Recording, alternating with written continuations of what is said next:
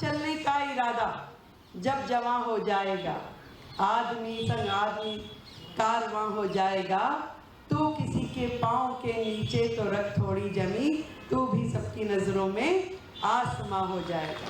लोगों के लिए तो अपने माँ बाप भारी हो जाते हैं, वो उनको समझाते रहते हैं कि आपको नहीं पता, चुप बैठिए, आपको नहीं पता। तो मैं चाहूंगी इतनी हल्की तालियों में काम नहीं चलेगा। अगर खुश हो रेखा के मुख्यमंत्री बनने से तो एक बार जोरदार तालियां आदरणीय राज जी के साथ होनी चाहिए।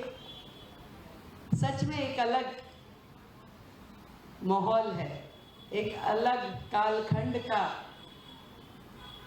शुरुआत हुई है, जहां एक पार्टी से जुड़ा हुआ साधारण व्यक्ति भी, साधारण कार्यकर्ता को भी शीर्ष पद तक जाने का मौका मिल सकता है। वो स्वप्न नहीं, यथार्थ रूप में हम सब देख सकते हैं। उसका एक उदाहरण आप सबके बीच में रेखा गुप्ता के रूप में है। मैं यहाँ बैठी हुई पीछे तक के अपने साथियों के चेहरे देख रही थी। हर एक के चेहरे पे एक मुस्कुराहट, एक खुशी है। आज बधाई देती हूँ अपनी भारतीय जनता पार्टी के शीर्ष नेतृत्व को कि जिनके कारण से आज दिल्ली भर में और देश भर में मेरे साथियों के, कार्यकर्ता साथियों के चेहरों पे वो मुस्कुराहट है। उन्हें लगता है कि दिल्ली के मुख्यमंत्री वो स्वयं बन गए हैं। और रवि जी,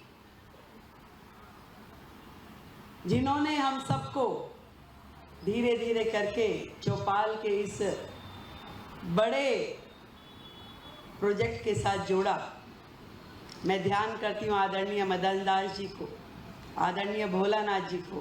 केदारनाथ जी और मदन दास जी के साथ काम करने का मुझे मौका नहीं मिला, पर भोलानाथ जी और रवि जी लगातार, हाँ भाई रेखा अगला प्रोग्राम कब है, तो 2-3 प्रोग्राम मेरे यहाँ हुए, पर वो एक्सरे स्कैनर पे जैसे अगली बार फिर जैसे अभी तालियां बजवा दी ना सबकी कि खत्री जी ये करेंगे, प्रमोद जी ये करेंगे, भाटिया जी ये करेंगे, तो ऐसे वो खोजते रहते थे कि अगला कार्यक्रम कब और कैसे होने वाला है, तो एक कार्यक्रम के तुरंत बाद अगला हो, इसकी चिंता उन्हें रहती थी। और रवि जी की बात जहाँ से शुरू हुई, मैं वहाँ से जोड़ना चाहती हूँ कि साथ चलने का इरादा जब जवां हो जाएगा, आदमी संग आदमी कारवां हो जाएगा, तू किसी के पाँव के नीचे तो रख थोड़ी जमी, तू भी सबकी नजरों में आसमां हो जाएगा। तो ऐसे 45,000 बहनों को सुंदर व्यवस्था देके उनके जीवन में बदलाव कर कर यहाँ आसमां बन करके बैठी हुई ये टीम, आदरणीय किशोरी लाल जी, आदरणीय जैन साहब, आदरणीय हमारी किरण चोपड़ा दीदी और चौपाल की टीम से जुड़ा हुआ हर एक व्यक्ति, जिन्होंने 45,000 बहनों को लोन के रूप में मौका नहीं दिया, उनके जीवन में एक ऐसा बदलाव कर दिया कि उनको किसी साहूकार के चक्कर काटने की जरूरत नहीं है, मोटा मोटा ब्याज देने की जरूरत नहीं है। उस राशि से उसने अपने जीवन में अपने लिए वो साधन खड़े किए जिससे वो अपने बच्चों को अच्छे से भोजन दे सके। और ये मौका देने के लिए चौपाल ने जब जब जहाँ जहाँ कार्यक्रम किए, हर एक के दिल में बसते चले गए। और शायद इस महायज्ञ में हमारा हाथ जो लगा, उसका फल हम सबको आज मिल रहा है कि इतनी बड़ी टीम आज दिल्ली का प्रतिनिधित्व करने के लिए आगे आई है। पर मैं हमेशा एक बात कहती हूँ, ये देश इतना बड़ा है, इतनी बड़ी संख्या का ये देश, यदि इसे आगे बढ़ाना है तो केवल मात्र कोई नेता, केवल मात्र सरकारें इसको आगे बढ़ाने के लिए, प्रगति करवाने के लिए काफ़ी नहीं है।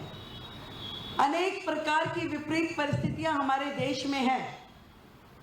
ऐसा देश जहां कहते हैं ना कि हर कोस पे वाणी बदल जाती है, हर कोस पे उनका समाज का परिवेश बदल जाता है। तो ऐसे देश में यदि प्रगति की राह पे चलना है तो 140 करोड़ लोगों को अपने लिए एक एक काम चुनना होगा। वो काम जो राजीव जी की संस्था है ना, एक काम देश के नाम, तो वो एक काम देश के नाम करते हुए यदि हम सब लोग एक एक विषय उठा लें, एक एक प्रोजेक्ट ले लें, तो इस देश में लाखों प्रोजेक्ट खड़े हो जाएंगे और उन लाखों प्रोजेक्ट के माध्यम से करोड़ों लोगों की जिंदगी में बदलाव कर पाने की क्षमता हमारे अंदर होगी। तो इस चौपाल जैसे भव्य प्रोजेक्ट को मैं बहुत बहुत साधुवाद देती हूँ कि आपके माध्यम से जिस तरीके से पूरे देश में एक बड़ा संदेश गया है, ऐसा ही काम हम सबको करना चाहिए और खुद ना कर सकें तो कम से कम चौपाल से जुड़े रहना चाहिए। क्यों प्रवीण भाई, निकेश जी, हमारी तीन ऐसी बहनें जो समाज में अलग अलग सुंदर सुंदर काम कर रही हैं। किरण दीदी को तो सब जानते ही हैं, अपने आप में एक उदाहरण है, एक शख्सियत है जिन्होंने बुजुर्ग लोगों के लिए वो प्रोजेक्ट शुरू कर दिया जो किसी की सोच में नहीं था। लोगों के लिए तो अपने माँ बाप भारी हो जाते हैं, वो उनको समझाते रहते हैं कि आपको नहीं पता, चुप बैठिए, आपको नहीं पता। परंतु किरण दीदी ने हजारों बुजुर्गों की बेटी बन के जो काम किया, मैं चाहूँगी कि एक बार जोरदार तालियां किरण जी के लिए।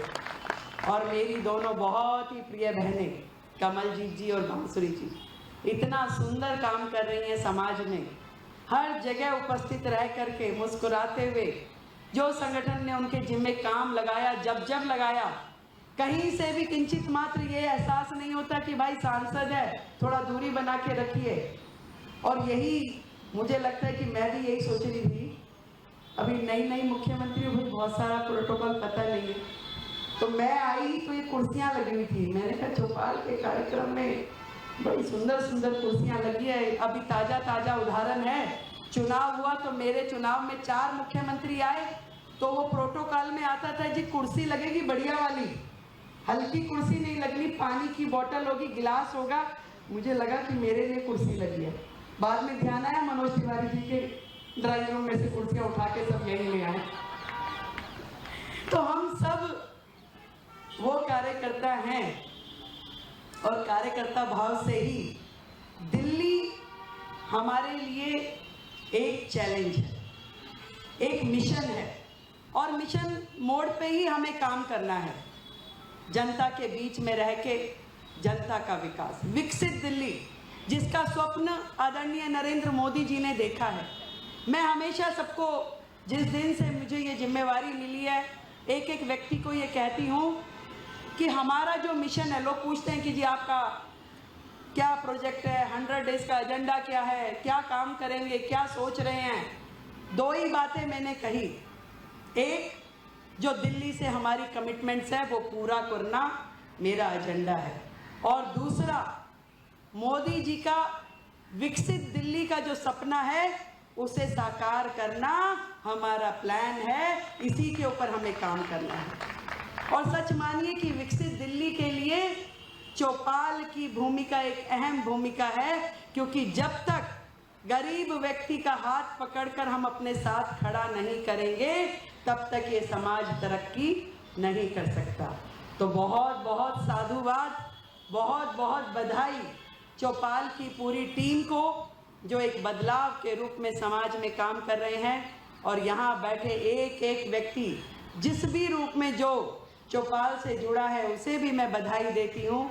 ईश्वर करे आपके माध्यम से लोगों की ज़िंदगी में ये सुंदर बदलाव होता जाए और हमारा देश प्रगति की राह पे इसी तरीके से बढ़ता रहे। जय हिंद।